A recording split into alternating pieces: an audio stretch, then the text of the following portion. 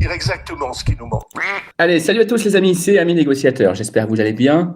Aujourd'hui, on se retrouve pour une nouvelle vidéo sur Bayrou et son sacré référendum bien bidon. Heureusement qu'il a Vous sauté. allez voir dans cette vidéo que le mec est pris à son propre piège, que Audruche Bayrou, empêtré dans son affaire de Betaram, se fait prendre à son propre piège par ses collègues, par ses confrères, et au-delà de ça, est démasqué au grand jour.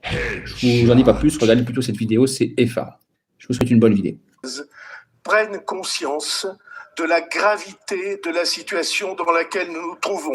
Gravité de la situation dans laquelle la France se trouve à cause de certains élus corrompus, de certains élus qui se sont adonnés à du trafic en bande organisée, de certains élus qui ont volé, qui ont spolié le peuple, tout simplement. Et le problème, c'est qu'une certaine personne qui se permet de prendre la parole, eh bien, en fait, est tout simplement le chef de cette bande de guignols, de cette bande de bras cassés, qui sont eux-mêmes des corrompus. C'est ça le problème, en fait. Nous échouerons à coup sûr de la charge excessive de la dette. Une dette qu'ils ont eux-mêmes créée. C'est une responsabilité du gouvernement et le gouvernement l'assumera. Merci. Ridicule.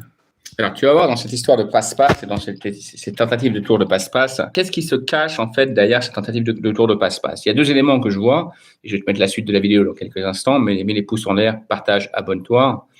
Il y a deux tentatives pour moi que j'estime de la manipulation de masse. Premier élément, on va mettre en place, soi-disant, un référendum populaire pour consulter les Français, les citoyens, les concitoyens d'ailleurs, sur le budget. Premier élément, le budget et le vote du budget, c'est la prérogative du Parlement et pas du peuple et pas par référendum. Donc pourquoi transférer le vote du budget sur un référendum du peuple et pas par le Parlement? Tout simplement pour se défausser de la responsabilité coupable de faire adopter un budget qui va augmenter les impôts. C'est tout simplement un tour de magie qu'essaie de nous faire là la Baudruche Bayrou. Deuxième élément, bien évidemment, on fait croire aux gens, au peuple, aux Français, qu'on leur demande leur avis, qu'on les consulte enfin après 25 ans en étant soi-disant républicain, mais en vérité, c'est une question, d'une part, que le peuple n'a pas à trancher lui-même par référendum, et d'autre part, il ne requiert pas un référendum, c'est un faux référendum, ça c'est un faux référendum. On se fout de la gueule du monde en proposant un référendum bidon sur une question technique budgétaire, sachant très bien que ce soit la réponse oui ou la réponse non qui l'emporte, ça ne changera absolument rien au maintien du gouvernement et au maintien du président. Donc ça, c'est un faux référendum, c'est ce que j'appelle moi un référendum bidon qui n'engage en aucune façon la responsabilité ni du gouvernement ni du président de la République et qui, dans tous les scénarios, ne va faire que faire gagner du temps à un président qui, force est de constater, ne sait plus à quelle branche se raccrocher avant de finalement tomber fatalement de l'arbre. Je vous laisse la suite de la vidéo, regarde un petit peu, c'est hallucinant, le connerie. Il va se faire humilier. Et vous soutenez Emmanuel Macron depuis 96 mois. Et j'ai le regret de vous dire, connaissant aussi comme vous la Constitution, qu'on ne peut pas la tordre comme vous souhaitez le faire en prenant à témoin les Français. L'article 47 de la Constitution prévoit que l'élaboration budgétaire relève exclusivement du Parlement en France. Eh ben voilà, le mec il s'est fait moucher en 2 minutes. L'article 47 de la Constitution prévoit que l'élaboration budgétaire est uniquement la responsabilité du Parlement, des parlements. Donc c'est une gifle, c'est un désaveu complet de à la fois l'autorité de Bayrou, de à la fois son savoir, puisque le mec est politique depuis 45 ans maintenant en France, il encaisse des dizaines de milliers d'euros chaque année en retraite et en subvention publique. Bon, apparemment, il ne connaît même pas les textes de la Constitution. C'est quand même affligeant, c'est une humiliation en direct que subit ce personnage. Mais mon Dieu, c'est un guignol, ce mec-là, en fait. C'est un vrai guignol. J'ai l'impression, dites-moi dans les commentaires ce que vous pensez de cette baudruche. À court de majorité, à bout de souffle, déjà. Pendant ce temps, les Français, eux, ne demandent pas de référendum sur le budget ou l'organisation territoriale du pays. Ils veulent savoir s'ils pourront finir le mois, se loger, se soigner, accéder à l'éducation pour leurs enfants, vivre en sécurité. Exactement, tout est dit. Tout est dit. Se projeter, simplement. Tout est dit. Voilà. Tout simplement ce que les gens attendent. Ils n'attendent pas du tout un putain de référendum sur le budget. Les gens, ce qu'ils veulent, c'est du pouvoir d'achat, c'est payer leurs factures, c'est envoyer leurs gosses à l'école et en vacances, et c'est être en sécurité, tout simplement. Donc, leur espèce de calcul politicien là, de Bayrou, de Macron et compagnie, là, ça n'a qu'un seul but, à mon sens, c'est de de se défausser du fait que les impôts vont finalement augmenter cette année.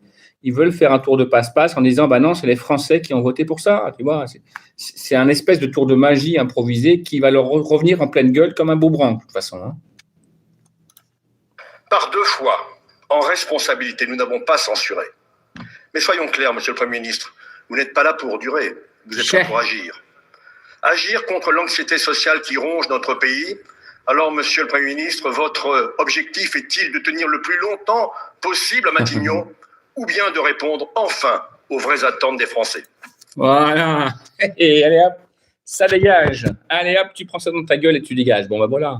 Je crois que Patrick Caner là, a enfin dit ses 4 vérités à la Baudruche. Voilà. Est-ce que son objectif, c'est de gagner du temps ou est-ce que c'est d'être utile au pays? On peut quand même vraiment se poser la question avec cette proposition de référendum bidon. Bien évidemment que c'est pour gagner du temps. Le référendum, s'il est organisé, ce sera pour septembre. On est en mai. Ça va leur faire gagner encore 4 mois, 5 mois, 6 mois. Donc, il y aura une dissolution, etc., etc. Et pendant ce temps-là, là-haut, hein, le Micron, hein, avec ses mouchoirs ou ses sachets bizarres, là, bon, il reste, tu vois. Et pendant ce temps-là, il reste. C'est le principe d'un fusible, voilà. Et donc, là, je crois que la baudruche est réellement démasquée. On voit très, très bien que c'est des gens qui essaient de faire des calculs politiciens, de gagner des semaines, de gagner des mois sur la gueule des Français. Ils savent tous pertinemment qu'ils ont déjà augmenté les impôts. Ils ont créé de nouvelles taxes, de nouvelles lois, de nouvelles normes. Ils ont doublé et triplé les impôts et taxes existantes. Ils inventent également de nouvelles fiscalités. Ils imposent des gens qui n'étaient pas imposables. Ils diminuent les prestations sociales. Et d'ailleurs, j'ai une question à poser. Comment ça se fait que ce gouvernement diminue tellement les prestations sociales, mais qu'en contrepartie, il n'y ait aucun retour sur investissement, il n'y ait aucun remboursement, il n'y ait aucune diminution de taxes et d'impôts pour le peuple. Puisque si on diminue les prestations sociales, c'est donc de l'argent qui est censé être économisé, eh bien pourquoi cet argent n'est pas rendu au peuple sous forme de déduction et de baisse des impôts et des taxes et de la TVA? Non, ils gardent tout leur argent pour eux et pour leurs copains, et puis bien évidemment, sans oublier de l'envoyer cet argent à ce putain de Zelensky, encore une fois. Je te laisse voir la fin. Le constat que vous faites, la photo. Bref, blablabla. Bon, le mec s'en mêle les pinceaux, ça, il est échec et mat. Il est échec et mat. Donc, on voit bien ici qu'on a affaire, encore une fois, à une clique. Le mec fait de la politique depuis 45 ans. Depuis 45 ans, il a été ministre de l'Éducation nationale, je te le rappelle, c'était sous Mitterrand. On voit bien que c'est des gens qui cherchent une seule chose, c'est à gagner du temps pour eux, pour leur famille. Continuer à cumuler des retraites, parce que je crois qu'un Premier ministre, s'il fait plus de 6 mois, je crois qu'il a sa retraite qui est doublée, un truc comme ça. Le mec va être avec 36 000 € de retraite par mois, là, une fois qu'il aura quitté qu'il aura sauté. De toute façon, il va sauter, hein, c'est une question de jour, hein, il va sauter. Et donc, c'est des gens qui cherchent à gagner du temps, tout simplement. Et moi, ce que je trouve le plus cynique et le plus dégueulasse, c'est qu'au lieu de dire la vérité aux gens, eh bien, ils mentent. C'est des gens qui mentent devant les caméras en disant qu'ils n'augmentent pas les impôts, les taxes et les normes, ce qui est entièrement faux. Ils augmentent, ils ne font que ça d'augmenter nos taxes et nos impôts. Et là, ils vont essayer de se défausser avec un référendum bidon pour augmenter le budget, donc les impôts, et diminuer encore une fois les services publics.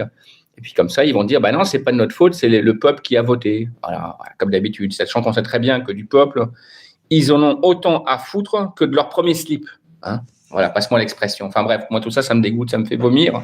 On se retrouve ce soir à 20h pour un nouveau live. En attendant, mettez un pouce en l'air, abonnez-vous si vous avez été désabonné par YouTube, partagez, commentez, réagissez. Mais ce mec-là me fait vomir et il est grand temps qu'il foute son camp, qu'il foute le camp. Quoi, parce que là, franchement, je crois qu'on va péter les plombs. Dites-moi dans les commentaires ce que vous en pensez.